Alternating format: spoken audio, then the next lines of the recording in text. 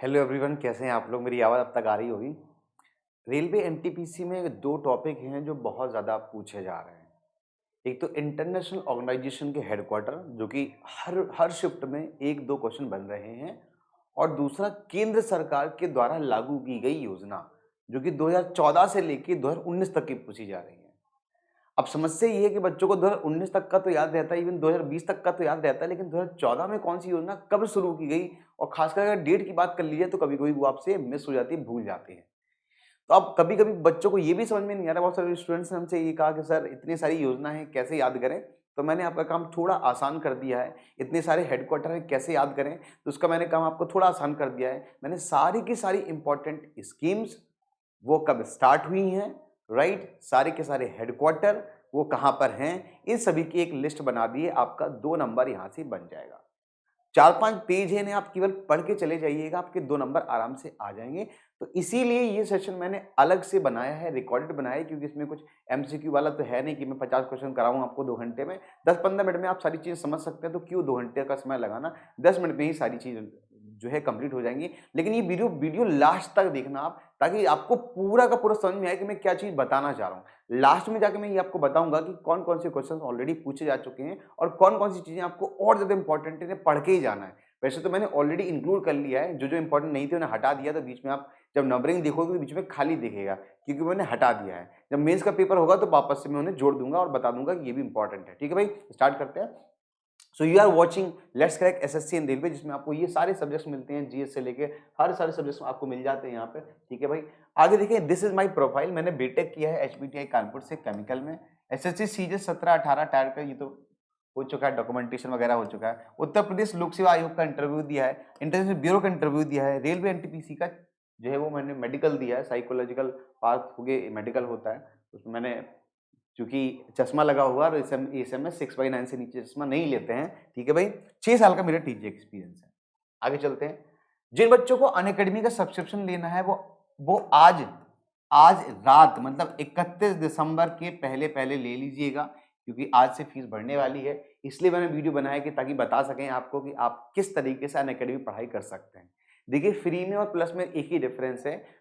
Free में आपको MCQs मिलते हैं, स्पेशल क्लासेस मिलती हैं, लेकिन टॉपिक वाइज चीजें, chapter wise chapter, theory, mock test, ये सभी चीजें प्लस के फीचर्स में आते हैं।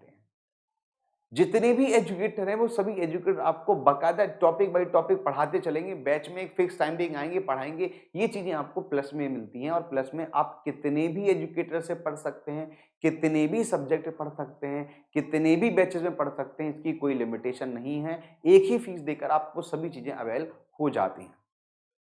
लेकिन फ्री भी पढ़ सकते हैं, वो भी मैं आपको बताऊंगा कि कैसे फ्री पढ़ सकते हैं। तो सबसे पहले आपको अनअकैडमी का ऐप डाउनलोड करना है। जैसे ही आप अनअकैडमी का ऐप डाउनलोड करेंगे, सबसे पहले वो आपका मोबाइल नंबर मांगेगा।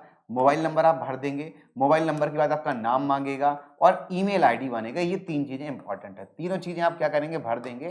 ठीक है, मोबाइल नंबर का ओटीपी आएगा तो ओटीपी भर देना वहां पे। ईमेल आईडी को वेरीफाई जरूर करें, बिना वेरीफाई करे आपका जो अकाउंट है वो प्रॉपरली नहीं बना है। ईमेल को वेरीफाई जरूर करें। इसके बाद क्या होगा, आप वहां पर सर्च में जाएंगे तो सर्च करेंगे योगेंद्र सिंह। योगेंद्र सिंह सर्च करने के बाद मैं आपको दिखाई दूंगा नीचे एजुकेटर में। तो मेरे प्रोफाइल पर जाकर आप फॉलो कर लें मुझे। मैं फ्री के लिए बता रहा हूं, जो बच्चे फ्री में पढ़ना चाहते हैं। तो मुझे सबसे पहले आप फॉलो करें, और मेरी किसी भी स्पेशल क्लास को कम से कम 15 मिनट देखें। 15 मिनट देखेंगे, ठीक है, कम से कम 15 मिनट देखें। इस और 15 मिनट देखने के लिए, किस स्पेशल क्लास देखने के लिए आपसे कोड मांगेगा। तो जो मेरा कोड है वो है योगेंद्र। क्या है कोड? योगेंद्र। कोड क्या है? योगेंद्र। ठीक है, ये कोड डालने के जब आप 15 मिनट क्लास को देखेंगे तो अपने आप ही आपका जो जो है वो सारी की सारी फ्री क्लासेस के लिए आप अवेलेबल हो जाएंगे। सारी क्लासेस फ्री दिखेंगी आपको, फिर कभी भी आपको कोई समस्या नहीं होगी। ये फ्री के लिए है। लेकिन अगर आप प्रॉपरली सिस्टमैटिक तरीके से पढ़ना चाहते हैं तो आप प्लस का सब्सक्रिप्शन ले सकते हैं। 1 महीने का सब्सक्रिप्शन 1200 रुपए का है, 3 महीने का सब्सक्रिप्शन 3000 रुपए का है, 6 महीने का सब्सक्रिप्शन 4800 रुपए का है, 12 महीने का 6000 का है, और 24 महीने का सब्सक्रिप्शन 7200 रुपए का है। अब आप मंथली निकाल के देखो तो 300 रुपए पर महीना पड़ रहा है। ये बहुत ज्यादा नहीं है, इतना तो आप पिज्जा खा जाते हो। समझ में आया? महीने में इतने समोसे खा जाते हो, जो लोग गुटखा वगैरह खाते हैं इतना इससे ज्यादा ही खा जाते हैं। कहने का मतलब ये है कि अगर आप शिक्षा पर अपना इन्वेस्टमेंट कर रहे हैं तो वो कोई बुरी चीज नहीं है।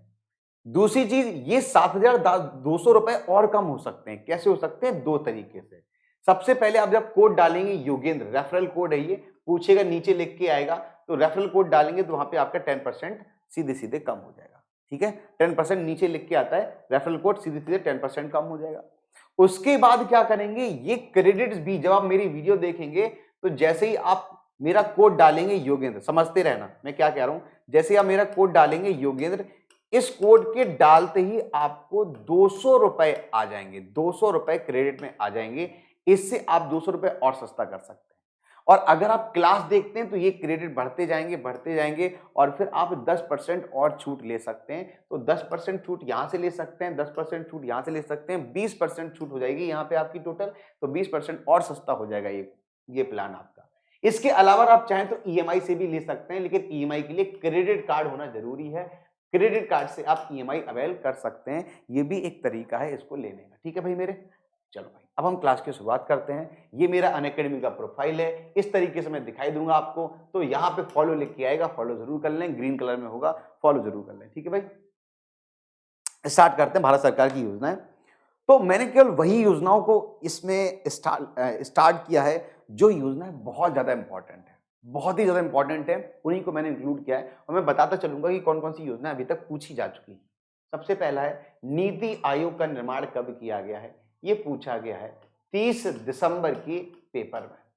ठीक है, 30 दिसंबर के पेपर में पूछा गया कि नीति आयोग का निर्माण कब किया गया था? तो 1 जनवरी 2015 में किया गया है। हृदय योजना, जिसमें सिटियों को हेरिटेज के फॉर्म में विकसित करने की योजना थी, तो ये 21 जनवरी 2015 को शुरू हुई थी। बेटी बचाओ बेटी पढ़ाओ पूछा जा चुका है, 22 जनवरी 2015 में शुरू हुई थी। ये पूछा गया 29 दिसंबर में। ठीक है भाई, बेटी बचाओ बेटी पढ़ाओ 29 दिसंबर में पूछा गया है। हरियाणा से योजना शुरू होती है, पूरे देश में जाती है। सुकन्या समृद्धि योजना, ये 22 जनवरी 2015 को शुरू हुई थी, अलग अलग राज्यों ने इसे अडॉप्ट किया था। फिर मुद्रा योजना, लोन देने की योजना है ये, 8 अप्रैल 2015 को। प्रधानमंत्री बीमा सुरक्षा योजना 9 मई 2015 को। अटल पेंशन योजना 9 मई 2015 को। प्रधानमंत्री जीवन ज्योति योजना 9 मई 2015 को। प्रधानमंत्री आवास योजना 25 जून 2015 को। अमृत योजना, शहरों को विकसित करने की योजना थी ये, 25 जून 2015 में। विकास योजना में दो आती है, एक ग्रामीण विकास योजना है, एक शहरी विकास योजना है। ग्रामीण विकास योजना में 1.5 जो है वो 1.5 लाख रुपए मिलते हैं और शहरी में 2.5 लाख रुपए मिलते हैं, तो दोनों अलग अलग है। ठीक है, अटल पेंशन योजना में मंथली पेंशन मिलेगी। स्मार्ट सिटी योजना, 100 स्मार्ट सिटी, 1000 स्मार्ट सिटी बनाने की बात हुई थी, लेकिन अभी 100 स्मार्ट सिटी बनाने की बात हुई, लेकिन योजना फिर कहाँ गई पता नहीं। 2015 में स्टार्ट हुई थी। डिजिटल स्किल मिशन 2015 में स्टार्ट हुई थी, और स्किल इंडिया मिशन 2015 में स्टार्ट हुई थी। एक इंपॉर्टेंट चीज है कि मैक्सिमम स्कीम 2015 में स्टार्ट हुई है, याद रखना, ये चीज अपने दिमाग में बिठा लेना। 2019 अगर है तो मिनिमम स्कीम 2019-20 में तो कोई स्कीम ही नहीं आई है। तो अगर वहां पे ऑप्शन में है भी तो भी आप आइडिया लगा लेना कि ये 2015 में ही रही होगी, क्योंकि 2015 में बहुत सारी योजनाएं आई हैं। ठीक है, इलिमिनेट करने का तरीका है ये। ठीक है, अगला प्रश्न, आगे चलते हैं। ओके, दीनदयाल उपाध्याय ग्राम ज्योति योजना गांव को बिजली प्रदान करने की योजना थी।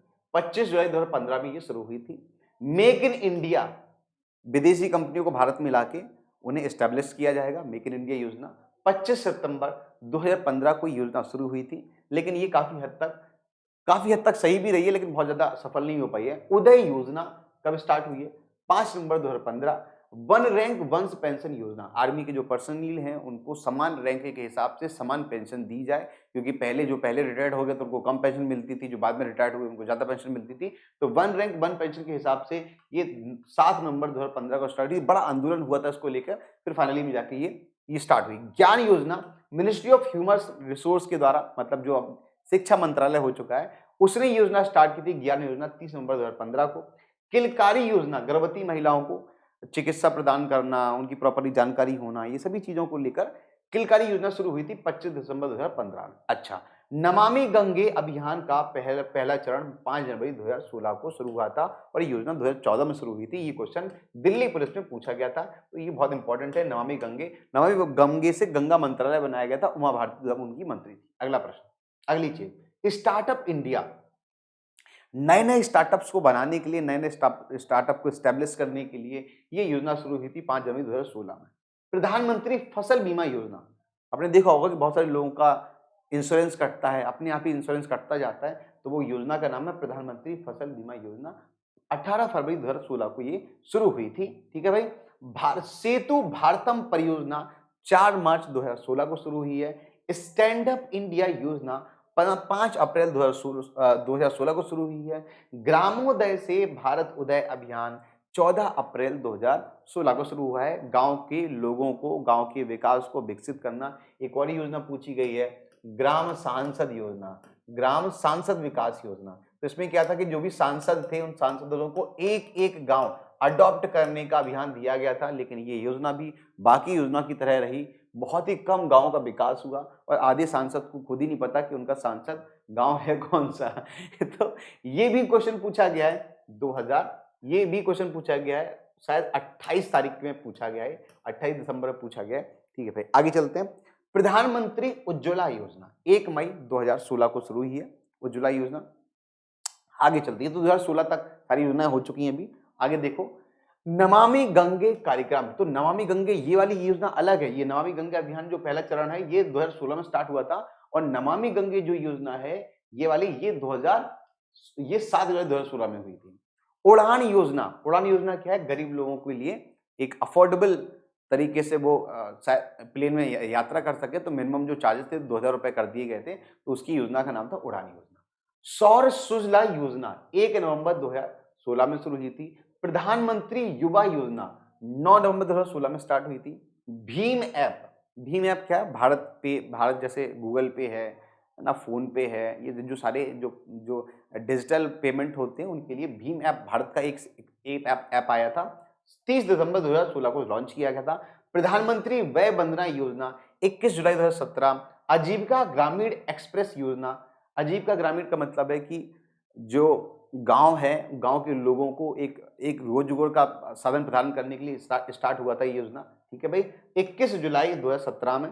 प्रधानमंत्री सहज बिजली घर घर योजना, सौभाग्य योजना भी कहा जाता है इसको, 25 सितंबर 2017 में स्टार्ट हुई थी। साथी अभियान 24 अक्टूबर 2017। दीनदयाल स्पर्श योजना 3 नवंबर 2017।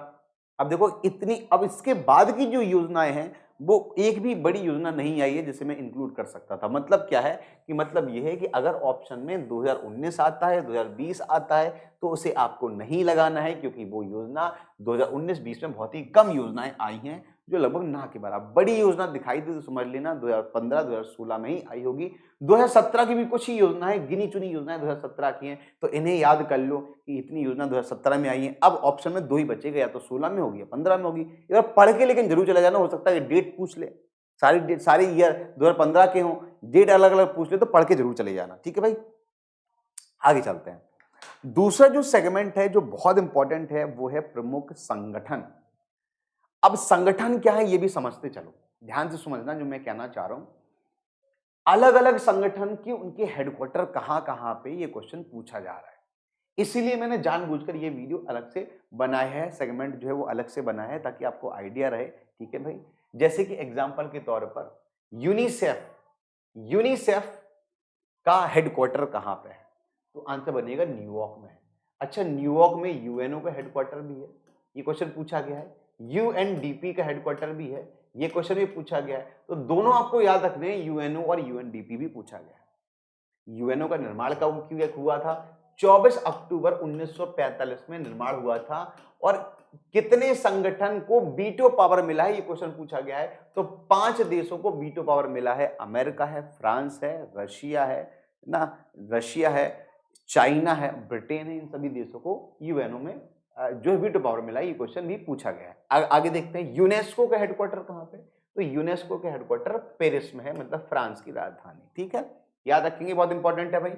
पेरिस की अगर हम बात करें तो पेरिस में एफिल टावर पूछा जा सकता है कि एफिल टावर कहां पे है, तो भाई वो पेरिस में है। ठीक है। अच्छा, फ्रांस ने अमेरिका को भी एक चीज गिफ्ट में दी थी जिसका नाम है स्टैच्यू ऑफ लिबर्टी, ये क्वेश्चन पूछा गया है। विश्व बैंक का संगठन कहां पे, वॉशिंगटन डीसी में। अच्छा, विश्व बैंक के हेड का नाम पूछा जा सकता है, तो डेविड मालपास विश्व बैंक के हेड हैं। वॉशिंगटन डीसी में जितने भी मॉनेटरी ऑर्गेनाइजेशन है सभी का हेडक्वार्टर वॉशिंगटन डीसी में, जैसे कि आईएमएफ, इंटरनेशनल मॉनेटरी फंड का हेडक्वार्टर कहाँ पे है? यहीं पर है। वर्ल्ड बैंक का भी यहीं पर है ना। एक दो और जो जो संगठन है जो कि पैसे से जुड़े हुए, उनका हेडक्वार्टर कहाँ पे? वॉशिंगटन डीसी में है। अच्छा, आईएमएफ से क्वेश्चन बन सकता है कि आईएमएफ की हेड का नाम क्या है? तो क्रिस्टलिना गॉर्गीवा आईएमएफ की हेड है और एडवाइजर का नाम है गीता गोपीनाथ। गीता गोपीनाथ मुंडे एडवाइजर है। तो ये इंपॉर्टेंट है, इसलिए मैं पूछ रहा हूं, बता रहा हूं आपको, क्योंकि ये बहुत ज्यादा क्वेश्चन बनते हैं।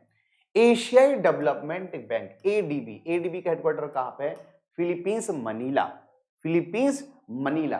कुछ दिन पहले एडीबी में अशोक लवासा को इंक्लूड किया गया था। अच्छा भाई, नाटो, नाटो एक संगठन है जो कि डिफरेंट डिफरेंट जो देश हैं उनकी आर्मी को मिलाकर एक बड़ी आर्मी बनाई गई है जिसका नाम है नाटो। जब कोई देश विश्व संगठन की बात नहीं मानता है तो ये आर्मी जाकर वहां पर अपनी कार्रवाई करती है। ब्रुसेल्स में इसका संगठन है। आगे चलो, एमनेस्टी इंटरनेशनल। एमनेस्टी मतलब मानवाधिकार की बात हो रही है बाकी। तो इसका हेडक्वार्टर कहां पे है? लंदन में है। किसका हेडक्वार्टर? लंदन में है। मैरीटाइम का हेडक्वार्टर भी क्या है? कहां पे? लंदन में ही है। अंतरराष्ट्रीय मुद्रा कोष, अंतरराष्ट्रीय मुद्रा कोष मतलब इंटरनेशनल मॉनेटरी फंड, अभी मैं बताया था, आईएमएफ यहीं पर है वॉशिंगटन डीसी में। रेड क्रॉस, रेड क्रॉस का कहां पे है? जिनेवा में। अच्छा, जिनेवा में बहुत सारे संगठन है। जिनेवा मतलब स्विट्जरलैंड। स्विट्जरलैंड को कहा जाता है कि ये हेडक्वार्टर का देश है।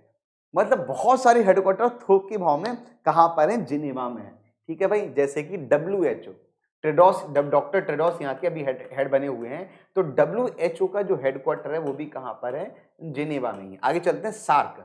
सार्क का कहां पे? काठमांडू। काठमांडू बोले तो नेपाल है। अच्छा, क्वेश्चन पूछा गया है कल के पेपर में कि सार्क इनमें से कौन सा सार्क का सदस्य देश नहीं है? तो उसमें आपको याद कैसे करना है सार्क के संगठन? तो अपनी एमबीबीएस याद रखो, अपनी APNI, अपनी FBBS ऐसे याद कर लो। ए से हो गया अफगानिस्तान, पी से हो गया पाकिस्तान, एन से हो गया नेपाल, आई से हो गया इंडिया, एम से हो गया मालदीव, बी से हो गया बांग्लादेश, एस से हो गया जो है वो बर्मा, और एस से हो गया जो है वो श्रीलंका। तो ये सिर्फ सारे के सारे जो देश है ये सार्क के सदस्य देश हैं। इसके अलावा आपको एक चीज और भी याद रखनी है कि सार्क में चीन नहीं है। ठीक है, चाइना सार्क में नहीं आता है, रशिया सार्क में नहीं आता है, तो रूस और चीन सार्क सदस्यों में नहीं आते हैं। काठमांडू में इसका हेडक्वार्टर है। काठमांडू में पशुपतिनाथ का मंदिर भी है। नेपाल की बात हो रही है। आगे चलते, इंटरपोल। इंटरपोल क्या है? एक विश्व, जितने भी अगर वैश्विक कोई संगठन है, कोई ऐसा क्रिमिनल है जो विश्व में पूरा वांटेड है, तो उसके लिए नोटिस जारी कौन करता है? इंटरपोल। मतलब कोई भी कंट्री होगी उसे गिरफ्तार करना पड़ेगा। इंटरपोल, ठीक है। पेरिस में इसका हेडक्वार्टर है, लियोन्स में। विश्व व्यापार संगठन WTO कहां पे? जिनेवा। भी मैंने आपको बताया था कि जिनेवा में WHO का भी है, रेड क्रॉस का भी है। इसको हम कहते हैं द सिटी ऑफ हेडक्वार्टर्स। अमेरिकी राज्यों का संगठन OAS, organisation of America state, इसका संगठन कहां पे? वॉशिंगटन डीसी में। आगे चलते हैं, अगली चीज, अंतर संयुक्त राष्ट्र शरणार्थी उच्चायोग। अलग अलग देशों में जब लोग भागते हैं, दूसरे देशों में जाते हैं भागकर, तो उसके लिए एक संगठन बनाया गया जिसका नाम है UNHCR। ठीक है, कुछ दिन पहले इसी संगठन ने बर्मा में भी काम किया है, सोमालिया में काम किया है, अलग अलग देशों में जहां पर इंटरनल टर्मोइल्स होते हैं, लोग भागकर दूसरे देशों में जाते हैं, तो उसके लिए संगठन है संयुक्त राष्ट्र शरणार्थी उच्चायोग। जिनेवा में इसका हेडक्वार्टर है। आगे चलते हैं, अंतरराष्ट्रीय परमाणु ऊर्जा agency, international atomic energy association, Vienna में इसका हेडक्वार्टर है। आगे चलते हैं, अंतरराष्ट्रीय औद्योगिक विकास संगठन UNIDO, United nation international industrial development organisation, industrial development organisation, इसका हेडक्वार्टर वहां पे वियना में है। आगे चलो, संयुक्त राष्ट्र व्यापार और विकास सम्मेलन UNCTAD, इसका हेडक्वार्टर कहां पे? जिनेवा में है। विश्व वन्य जीव संरक्षण कोष WWF, world wild life protection forest कुछ ऐसे करके है ये। ठीक है, तो इसका फुल फॉर्म क्या कहां पे है? स्विट्जरलैंड में। ठीक है भाई, आगे चलते हैं, अंतरराष्ट्रीय ओलंपिक कमेटी OAC। अगर ओलंपिक का हेडक्वार्टर पूछा जाए तब भी आंसर लुसाने होगा, और अगर कोई कमेटी का पूछा जाए तब भी लुसाने ही होगा। फीफा का अगर पूछ लिया जाए, फीफा, तो फीफा का बनेगा जुरिक में, जुरिक में बनेगा। याद रखना, ये बहुत इंपॉर्टेंट है। अगर ICC पूछा जाए, इंटरनेशनल क्रिकेट कंट्रोल, तो इसका कहां पे बनेगा? तो इसका बनेगा हमारा दुबई में। ये पूछा जा चुके हैं, ICC पूछा जा चुका है, फीफा भी नहीं पूछा गया है, ओलंपिक पूछा जा चुका है। ठीक है, राष्ट्रमंडली राष्ट्रध्वजिक सम्मेलन, ये इसका स्ट्रॉन्सबर्ग में, लेकिन इंपॉर्टेंट नहीं है, ज्यादा इंपॉर्टेंट नहीं है बस। पेट्रोलियम उत्पादक देशों का संगठन, जिसे ओपेक कहते हैं, ऑयल प्रोड्यूसिंग जो जो कंट्रीज हैं उनका एक एसोसिएशन है जिसका हेडक्वार्टर वियना में है। आर्थिक सहयोग और विकास संगठन, ये पूछा जा चुका है ऑलरेडी, 29 तारीख को पूछा गया था, 29 को, तो ये पेरिस में इसका संगठन है। यूरोपीय मुक्त व्यापार संगठन ईसीटीए, ये जेनेवा में है। राष्ट्रमंडल कॉमनवेल्थ गेम्स का संगठन कहां पे है? लंदन में है। आगे चलते हैं। यूरोपीय आर्थिक समुदाय जिनेवा में है। यूरोपीय संसद लग्जमबर्ग में है। यूरोपीय स्पेस रिसर्च ऑर्गेनाइजेशन ईएसआरओ, ये कहां पे? पेरिस में है। नासा अमेरिका में है, ठीक है। इसरो, इसरो कहां पे? बेंगलुरु में। दोनों ही अंतरिक्ष जो है वो उससे जुड़े हुए हैं, ठीक है भाई मेरे। आगे चलें, आगे देखो, ये इंपॉर्टेंट नहीं है, इसको हटा देना। एशिया और प्रशांत क्षेत्रों का आर्थिक सामाजिक आयोग, ये बैंकॉक में इसका है। जेट, ये इंपॉर्टेंट है वेरी वेरी। तो गैट का जो संगठन है वो जेनेवा में है। अफ्रीकी एकता संगठन आदिस अबाबा में है। संयुक्त राष्ट्र पर्यावरण कार्यक्रम यूएनईपी, ये नैरोबी में है। दक्षिण पूर्वी एशिया बैंकों का जो है वो एशियान कहां पे है? जकार्ता में है। इसके अलावा पूछा जा सकता है साउथ एशियन काउंसिल एसएसी, इसका कहां पे? ये चाइना बीजिंग में है। कहां पे? बीजिंग में है। एआईबी, ये भी बीजिंग में है। एशियन बैंक्स का जो संगठन है ये भी कहां पे है? बीजिंग में। तो ये कुछ इंपॉर्टेंट संगठन थे जिनके बारे में मुझे आपको बताना था। मुझे आपको ये चीज बहुत इंपॉर्टेंट लग रही थी क्योंकि बहुत सारे बच्चों के लगातार मैसेज आ रहे थे कि सर इतने सारे संगठन है कैसे याद रखें। तो मैंने कुछ जो है वो अलग अलग किए हैं। आप एक बार पढ़ भी लोगे तब भी आपका काम चल जाएगा, तब भी आपका काम बन जाएगा, क्योंकि बहुत ही लिमिटेड मैंने बताए हैं, बहुत ही लिमिटेड चीज करने की कोशिश की है, बट फिर भी ज्यादा हो गए। कोशिश करेंगे अगली बार से और कम लेके आए, लेकिन जब मेंस का पेपर होगा तो इससे ज्यादा ही होगा, इससे कम नहीं हो सकता है। एक चीज हमेशा याद रखना, इससे कम नहीं हो सकता है। अच्छा, इसके अलावा और कौन कौन सी चीजें आपको पढ़नी चाहिए, तो मैं एक बार समराइज कर देता हूं कि आपको कौन कौन सी चीजें आने वाले दिनों में पढ़ लेनी चाहिए, ठीक है। जरा ध्यान से समझना। सबसे पहली चीज तो है जो पूछा जा रहा है, सीएम और गवर्नर। ये एक फ्री का नंबर है, आपसे पूछा ही पूछा जाएगा। इसमें कुछ भी ऐसा नहीं है कि आप ना याद करके जाओ। दूसरी चीज पूछी जा सकती है आपसे, जो पूछा जा रहा है वो है विटामिन। विटामिन से क्वेश्चन बनेगा। अगर विटामिन से क्वेश्चन नहीं बना तो डिसीज से क्वेश्चन बनेगा। डिसीज किसके द्वारा होती है? बैक्टीरिया के द्वारा। बैक्टीरिया के द्वारा डिसीज जो होती है, वायरस के द्वारा जो डिसीज होती है, प्रोटोजोआ के द्वारा जो डिसीज होती है, प्रोटोजोआ के द्वारा डिसीज होती हैं, या फिर विटामिन की कमी से जो रोग होते हैं, उनमें से एक क्वेश्चन बनेगा। 101% ऐसी कोई शिफ्ट नहीं है। इसके पहले जब रेलवे का पेपर हुआ था तब भी कोई शिफ्ट नहीं थी, इस बार जो पेपर हुआ इसमें भी कोई शिफ्ट नहीं है जिसमें ना पूछा गया। दूसरा, तीसरा प्रश्न देखो, तीसरी चीज देखो क्या बन सकता है। तीसरा पूछा जा रहा है जो बहुत ज्यादा, वो है नेशनल पार्क। या तो नेशनल पार्क पूछा जाएगा, ठीक है, स्टैटिक का पार्ट है ये। नेशनल पार्क डेफिनेटली पूछा जाएगा, एक नेशनल पार्क आपसे। चौथा, नृत्य, ऐसा हो ही नहीं सकता कि ना पूछा जाए। या तो शास्त्रीय नृत्य पूछा जाएगा या फिर लोक नृत्य पूछा जाएगा, ठीक है। पांचवा, झील। पूरे देश में 5, 10, 12 ही झील है, इंपॉर्टेंट इंपॉर्टेंट है, बस आपको पढ़ लेनी है एक बार। झील डेफिनेटली 100% पूछा जा रहा है। छठवां देखो, छठवां और क्या पूछा जा रहा है, जितने भी कांग्रेस के अधिवेशन हुए हैं, कांग्रेस के जो अधिवेशन हुए हैं बहुत ज्यादा नहीं है, अगर आप पढ़ने बैठोगे तो 10-15 मिनट में पूरी कहानी खत्म हो जाएगी, समाप्त हो जाएगी। तो कांग्रेस की अधिवेशन जरूर पढ़ लेना भाई मेरे। सातवीं चीज देखो, कांग्रेस के अधिवेशन देखो, 5-6 क्वेश्चन नंबर मैंने आपके बना दिए। सातवीं चीज, महत्वपूर्ण युद्ध। किसी भी जगह पर आप सर्च कर लोगे, गूगल भी कर लोगे, तो भी आपको पता चल जाएंगे कि कौन कौन से महत्वपूर्ण बैटल है, महत्वपूर्ण युद्ध हैं। बहुत ज्यादा नहीं है, बाबर अकबर वाले ही महत्वपूर्ण युद्ध हैं, उन्हें जरूर पढ़ लेना, ठीक है। 7 हो गया। 8वां, गांधी जी के बारे में जरूर पढ़ के जाना। एक क्वेश्चन हर शिफ्ट में गांधी जी के या तो कांग्रेस अधिवेशन से पूछा जा रहा है, आंदोलन से पूछा जा रहा है, बुक से पूछा जा रहा है, तो एक क्वेश्चन जरूर पूछा रहा है गांधी जी के बारे में। तो मैंने 8 टॉपिक आपको फटाफट फटाफट बता दिए हैं। ये 8 के 8 टॉपिक क्वेश्चन इनसे जरूर बन रहा है, जरूर पूछा जा रहा है। बात समझ में आ रही है नहीं? तो इनको जरूर एक बार पढ़ लेना, टॉपिक को किसी डायरी पे लिख लीजिए। मैंने मोस्टली कोशिश की है कि आपको सारे के सारे टॉपिक बता दूं, लेकिन हो सकता है कि फिर भी कुछ अगर टॉपिक छूट जाएं तो आप उनको एक बार जरूर देख लेना, ठीक है भाई मेरे। एक बार आप उनको जरूर देख लें। और भी मैं देख लेता हूँ कि कोई टॉपिक छूटा हुआ हो, कोई टॉपिक अगर और कोई छूटा है तो वो भी मैं देख रहा। हाँ, नदियाँ तो बहुत इंपॉर्टेंट है, भूल ही गया मैं। 8 9वां, पड़ोसी देश से क्वेश्चन जरूर पूछा जाएगा आपसे, तो पड़ोसी देशों के बारे में जरूर पढ़ के जाएं। पड़ोसी देशों के बारे में जरूर पढ़ के जाएं। नदियां पूछी जा सकती हैं, राजधानी पूछी जा सकती हैं। राजधानी हर शिफ्ट में एक राजधानी पूछी जा रही है। विश्व की राजधानी की बात हो रही है, विश्व की राजधानी की बात हो रही है। इस बार देश की राजधानी नहीं पूछी जा रही है, विश्व की राजधानी पूछी जा रही है। तो एक क्वेश्चन राजधानी से बन सकता है, राजधानी या फिर उनकी करेंसी।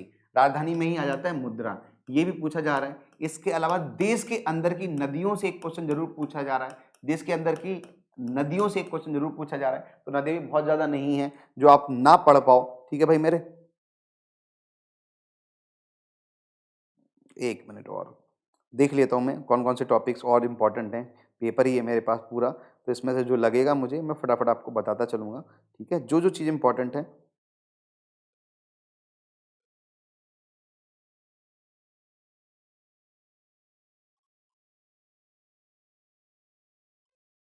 चलो, मुझे लगता है कि मैंने सारी चीज़ें कवर कर दी हैं, मोस्टली चीज़ें कवर कर दी हैं। सारे क्वेश्चन मिल जा रहे हैं इससे, ठीक है, सारे क्वेश्चन मिल जा रहे हैं। हाँ, एक और 11वां 12वां, दर्रे। हर शिफ्ट में एक क्वेश्चन बन रहा है दर्रों से, और दर्रों को पढ़ने में मुश्किल से 5 मिनट लगेगा। ये 5 मिनट इन्वेस्ट करिए, एक नंबर फ्री का पाइए। दर्रे से एक क्वेश्चन जरूर पूछा जा रहा है, जरूर जरूर जरूर पूछा जा रहा है। तो दर्रे जरूर पढ़ के जाए। तो टोटल मैंने 12 टॉपिक आपको बताए हैं जो कि बहुत इंपॉर्टेंट हैं। इन 12 टॉपिक को जरूर पढ़ें। 12 नंबर फ्री के हैं ये, जो आपको मिल सकते हैं एक दिन पढ़ के। एक दिन बैठ जाओगे तो सब कुछ याद हो जाएगा जितना यहाँ पे लिखा हुआ है। ये सब याद हो जाएगा, एक दिन नहीं लगेगा, 3-4 घंटे में सब याद हो जाएगा। लेकिन 3-4 घंटे में आपको 12 नंबर फ्री के मिल गए। इन 12 नंबर के सारे आप थोड़ी सी चीज तो आप इंप्रूव कर ही सकते हैं। तो आई होप कि आपको ये सेशन अच्छा लगा होगा, बढ़िया लगा होगा। सेशन को अगर अच्छा लगा है तो भैया लाइक जरूर करें, शेयर जरूर करें, अपने दोस्तों में सभी लोगों को जरूर शेयर करें। और मैं फिर से एक बार बता देता हूँ कि फ्री क्लास को कैसे एक्सेस करते हैं। आपको अनअकैडमी का ऐप डाउनलोड करना है। अनअकैडमी का ऐप डाउनलोड करने के बाद आपको रजिस्टर करना है। रजिस्टर कैसे करना है? रजिस्टर करना है अपने मोबाइल से। तो एक बार मोबाइल से रजिस्टर करेंगे, और मोबाइल से रजिस्टर करने के बाद एक बार आप अपने मेल से भी रजिस्टर करेंगे। ईमेल दोनों से रजिस्टर होने के बाद आप क्या करेंगे? सर्च करेंगे। क्या सर्च करेंगे? योगेंद्र सिंह। ठीक है भाई मेरे, क्या सर्च करेंगे? योगेंद्र सिंह। योगेंद्र सिंह सर्च करने के बाद आप किसी भी स्पेशल क्लास में जाएंगे तो पूछेगा कोड आपसे। तो कोड आपको डालना है योगेंद्र। क्या डालना है? योगेंद्र।